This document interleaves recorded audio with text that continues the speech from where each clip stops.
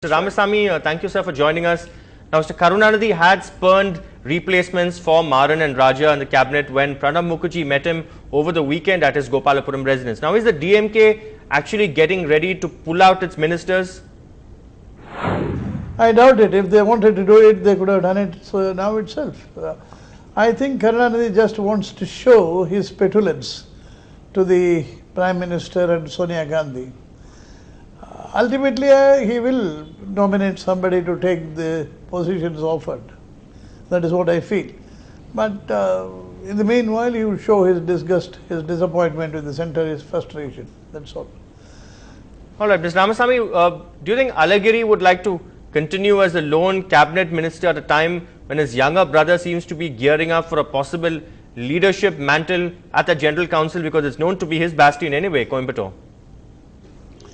Well, Alagiri, whether he has this portfolio or a different portfolio, Alagiri, I think, would want to continue in the centre. Not by himself, for the DMK. He would like the party to continue there. As far as Stalin is concerned, I don't know whether Karunanidhi is going to oblige him by putting the mantle on him. As such, there are different types of people. One type of people, they settle their assets on their children even while they are very active. But there are others who would like to leave a will and go, holding on till lifetime to their assets. Karunanidhi seems to belong to the second category. All right, Shekhar, I don't think you disagree with your mentor, Choa Ramasamy, but there are reports about friction between Stalin and Alagiri. Spin doctors at work, or is it really picking up pace? No, it will pick up pace because Stalin wants to tighten his hold on in the party, and because Alagiri has because Alagiri is a bit vulnerable now in Tamil Nadu, because Jayalalitha is very keen to revive some of the cases against him. So he needs the protection of the central minister. So this is the best opportunity for Stalin to tighten his grip. Is that a sort of a misconception really? Just because you're in power at the centre, just because you have your car with a red light and probably security.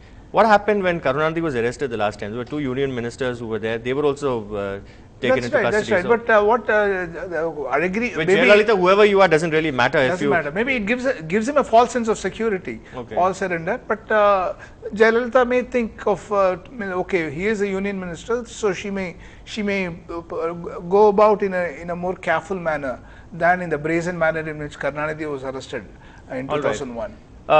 Mr. Ramasamy sir, will the focus in the General Council be on the alliance with the Congress, the DMK's alliance with the Congress, or the internal leadership issue, or both?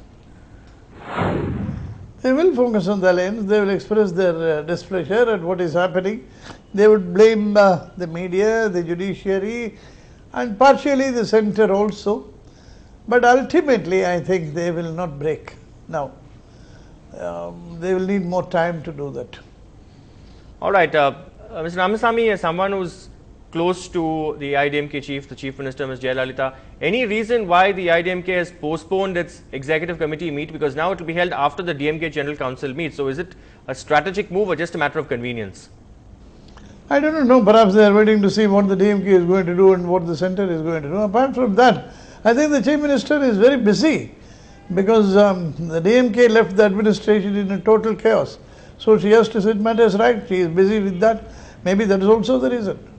All right. Do you feel that could be a strategic move actually, because everything was set for the 20th and now they have actually positioned? Yeah, sure. I think maybe she wants to see how the DMK position itself vis-a-vis the Congress. Will you have one of those predictable resolutions authorizing the leader to take an appropriate decision at the appropriate time? That is a given in Dravidian politics. Yeah, whether it is DMK or ADMK, the leader always takes the decision, and the rest of it is always a formality. So it doesn't matter at all. For example, let's look at history. When the DMK decided to go with the BJP, the NDA, there was no General Council, there was no high-level committee meeting. It was decided. He spoke about the lesser evil then, sir, talking about the octopus communalism and corruption. No, he said he wanted to save his government. That is why he went and supported the NDA government. He backed BJP government when Jayalalitha pulled out. and the decision was taken by Mr. Karunanidhi and Mr. Murasoli Maran, who was alive then. And similarly, when they decided to go with the Congress for the 2004 Lok Sabha elections, the decision was taken by Mr. Karunanidhi and the others. Okay, and there was no general council or anything.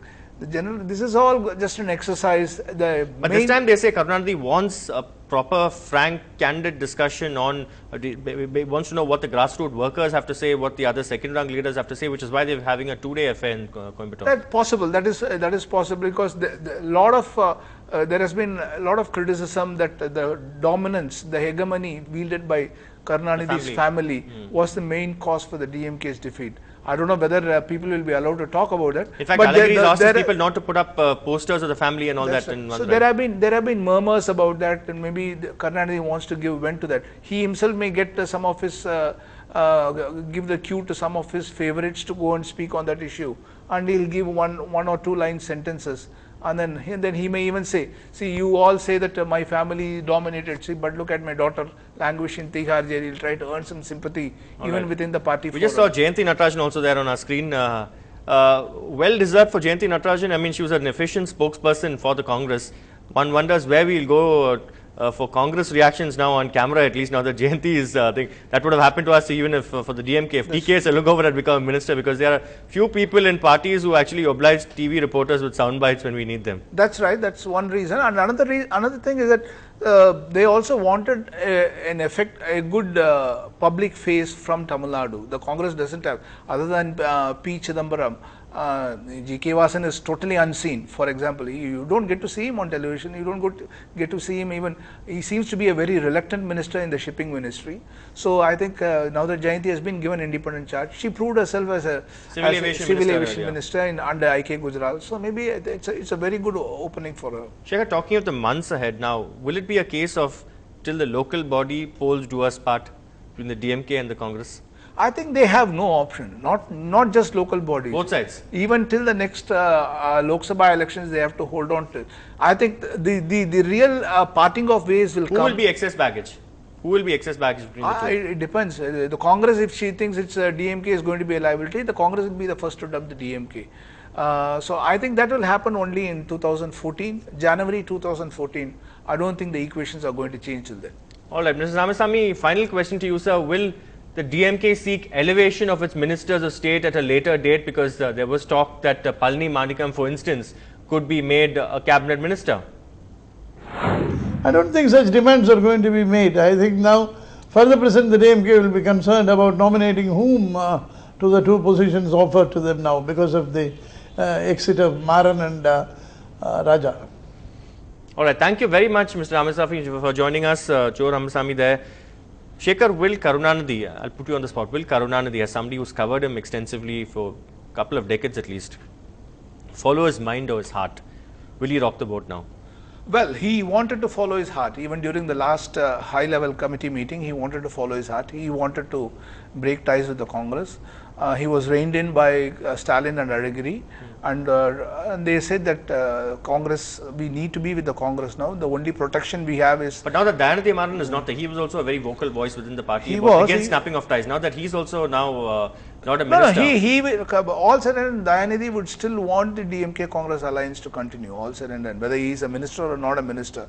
All said and done, even when he was not a minister, after the falling out with the Karunanidhi family, he had a very good rapport with Mrs. Sonia Gandhi and Manmohan Singh. So that never stopped. But as far as the reshuffle is concerned, I think A.K.S. Vijayan stands a good chance because he needs a Dalit face to replace Raja.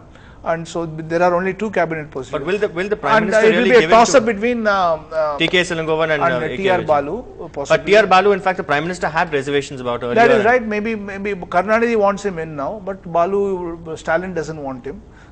So that may open the way for TK Selungovan. It is possible. How do you see this playing out? I mean, who is Alagiri backing and who is TK Selungovan is known to be a Stalin loyalist, for instance. Yes. Alagiri, I think he wants that Helen Davidson, the MP from Kanyakumari, I think. Again, it's region and caste that would... That is right, and I don't think whether there's an opening for her because she may not be that senior enough to go into a cabinet position. Maybe if someone is elevated she can step in as a Minister of State. What would you attribute this sudden, the DMK's changed fortunes? Not just the assembly election, but at one time they were able to, at least in UPA 1, they were able to virtually select themselves to various ministries. And then, of course, they had to do some hard bargaining. They didn't really get all that they wanted.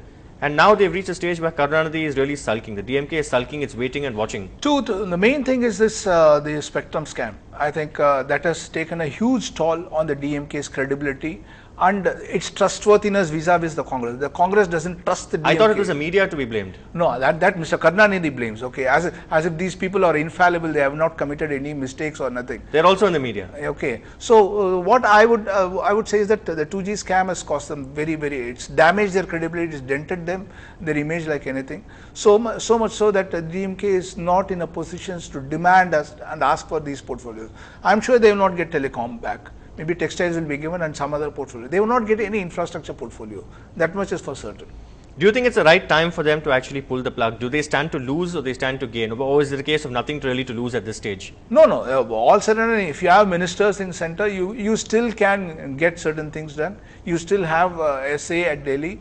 And Jayalalitha, if Jayalalitha needs certain projects for Tamil Nadu, she has to write to those ministers. If the textile minister is there, Tamil Nadu has such a huge... But the Congress seems to be keeping Jayalalitha in good humor. Even at the Planning Commission, she got more than she asked for. That is right. See, the Congress knows to play its cards well because it knows it has to balance between the DMK and the ADMK, and the ADMK is a winning horse. It will definitely back the winning horse now for the next Lok Sabha election. But till then, they don't want to rock the boat as far as the UPA 2 is concerned. All right. So the headline will not change even after 24th? I don't think so. All right. Thank you very much, Shekhar. Always a pleasure to have you. Thank you also, Mr. Cho Ramasamy, for joining us earlier. It's time now to slide into a short break, but Evelyn Matthew will be back with much more news on this bulletin. Stay tuned.